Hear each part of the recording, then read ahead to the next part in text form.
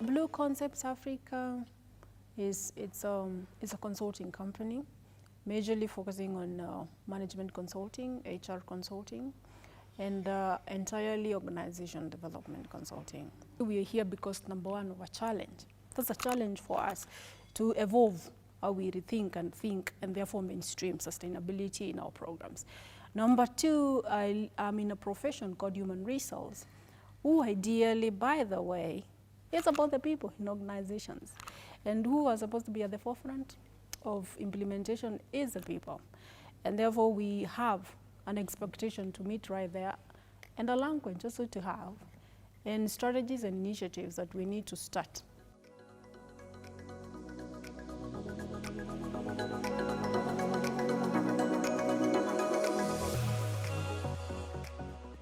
It's a privilege to welcome all of you all to this event. We are here to discuss the future, and what could be more critical than the future of our planet?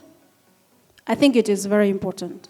So as business leaders, HR professionals, and advocates for sustainability, we are at the forefront, or we also want to be at the forefront of the movement that is changing the way that we live and the way we also work within our spaces. So Blue Concepts Africa is also about building resilience, high performance cultures for organizations.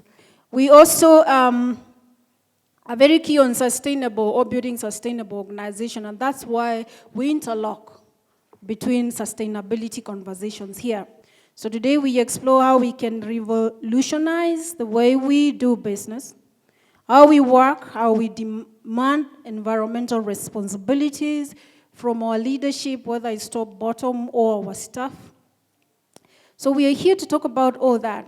And our aim is to move from being part of the problem to more of becoming a solution. Revolution, going a bit on deep dive, is the 3Ds revolution. The first D is decarbonization.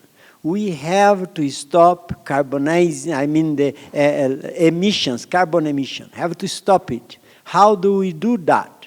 We have to stop using generators, for instance, Yeah, we shouldn't. We now go for solar panels and batteries, lithium-ion batteries. Then there is a second D, it's called decentralization. You know what happens today, as I mentioned to you, I can put solar in my compound, I produce my power here, and I consume my power here. It's like, just you think, Bamburi cement in Mombasa, plenty of sun. They can put panels there, and then they produce the power here, they use the power here. So what are they doing? They are reducing investment capital, isn't it? No transmission line, no distribution line, just there. The third D is called digitalization. What is this? Nowadays, everything has changed. In my days, a guy would come to my compound to see how many units I have used, isn't it? Then the guy goes there, makes the measurements, 58 units, writes, types, then puts in a paper, puts in an envelope, and sends to you. Nowadays, all of your meters are digital. They are also GIS-based, so they capture your consumption, they send it to our website, the website prepares a thing, and it sends to your phone. You are there and you pay it. So the key to surrounding ourselves with reliable teams, as Justin mentioned, just as mountaineers rely on the porters and shapers and the guides.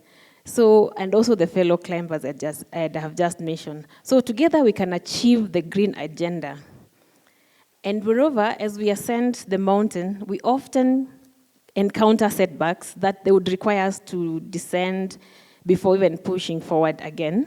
So that is what I had mentioned was the acclimatization, because in mountaineering and also in business, in the business world, it is a very vital process. So it teaches us the resilience and the importance of taking a step back to make the progress. We must embrace the change, and then we adjust our approaches accordingly.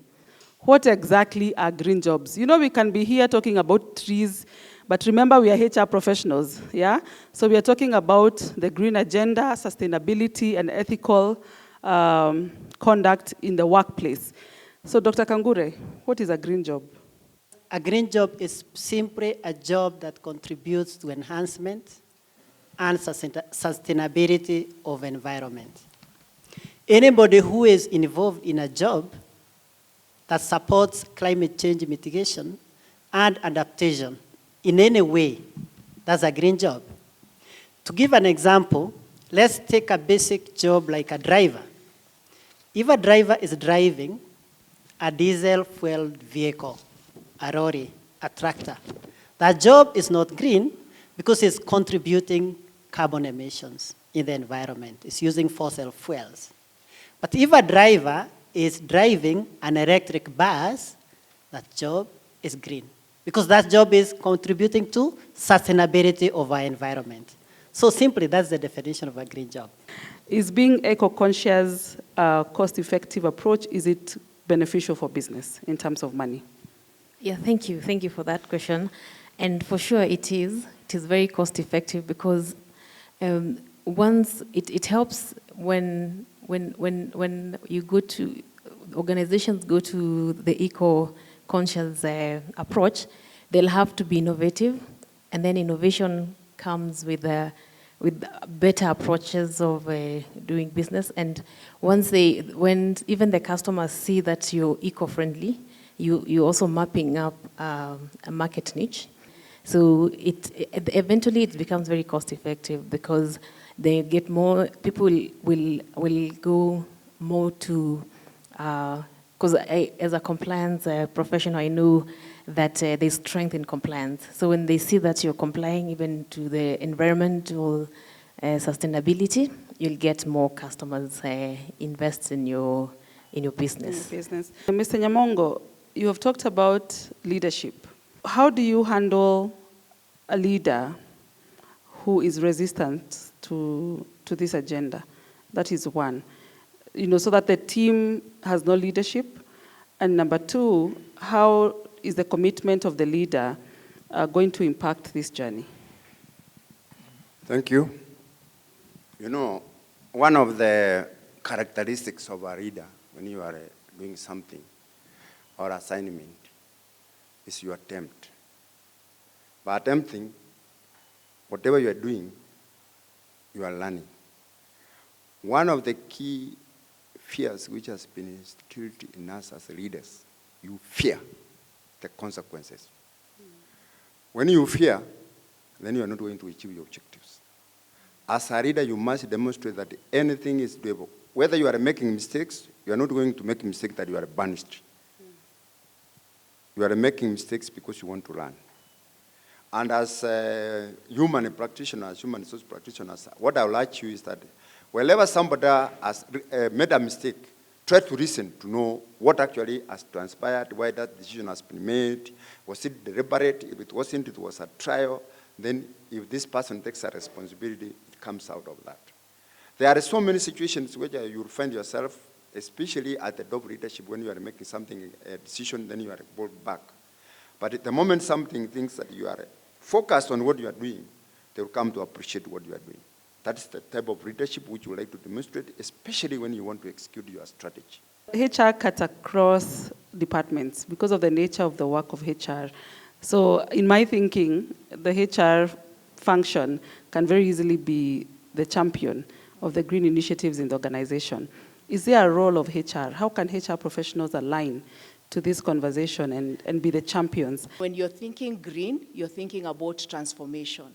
Transforming the organization to be a green organization. So your role as a HR person is trying to see how do we change our culture from being a culture that is profit focused to a culture that is sustainably focused. What are the key attributes, or competencies of a leader who wants to promote the green agenda? One. And two, what are some of the strategies that we as leaders can start implementing? I know you talked about the 3Ds. You probably could get into a little more detail of where do we start so that it doesn't sound like it's so much in the air. Okay. The center of everything is people. You have to, we say greening 5,000 minds. There are some 5,000 students in Strathmore right now.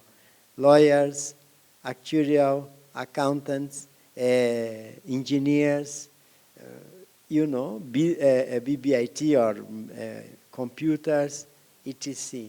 Now, those are the people that you have to train, you have to mainstream, for instance, the 17 SDGs, and then they go through it and they learn and then they use it. How can the HR department take advantage of HRM to attract, retain, and develop the workforce?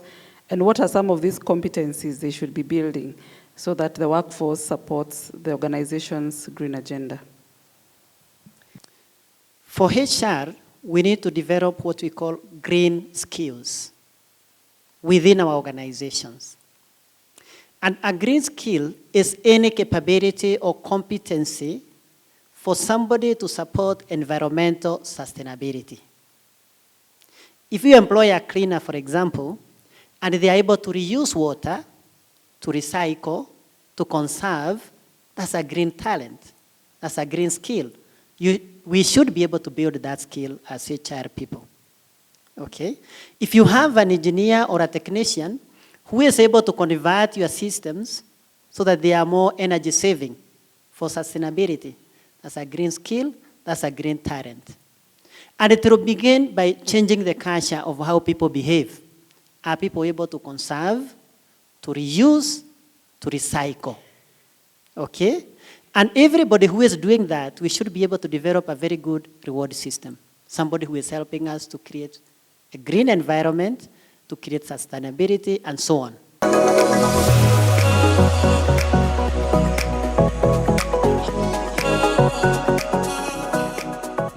Green Energy Initiative is a culture, and to put it into practice is just to see what strategies are there to change the paradigm or the thinking of people. It is a culture that we need to inculcate, to change, and set a KPI to measure it. Work on the culture for us to be able to achieve that, and through that we're able to achieve sustainability. Sustainability is a journey. You begin now, build on your strategy, have a vision, and ensure you meet your KPIs. We need to embrace and bungle the 3Ds, decarbonization, decentralization, and digitalization. We have to develop a green skill and be able to paint our jobs green. This is a new of a kind event. I mean, we've had, of course, the other day, the African Climate Summit. Of course, that was also a trigger to doing this, because also we look for voice as the people leaders in our organizations, but we actually need a voice for them. And secondly, when we were preparing this event, being a new thing, of course, you anticipate probably it will work, probably people don't know. But from the onset, I mean, people came with expectations. And number two, they turned up in numbers than we anticipated. That is a success for us. And number three, like you've seen towards the end of the event, you've seen people share what they have learned, that we've met their expectations. And also, most importantly, what they have picked for themselves to go and implement for themselves in their homes, in their lives, and also for their organization. And that's a mark of success, being not just a proponent, but also a professional in learning, where we believe in evaluating of learning. That's a mark that actually people did learn, and learning took place in this Converge on Green Agenda, which is good, and they've come on board as partners. And secondly, we've had people who actually drive HR agendas, whether in consulting, including Labor Planet. We've had worked with talent growth group, or That has been very fundamental also in supporting this. We've had companies like Pristine Management. We've had attendees from all sectors, like you've seen, from health sector to actually people running big international programs on green energy. We've had professors from different learning institutions, including Strathmore. You've seen the DVC here.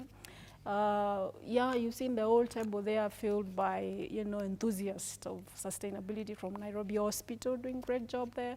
Unga Group, you've had a story. So we've had very interesting partnerships and also sponsorships for this program. And of course, the attendees from different sectors. Sustainability is actually securing our future. And that's the big deal.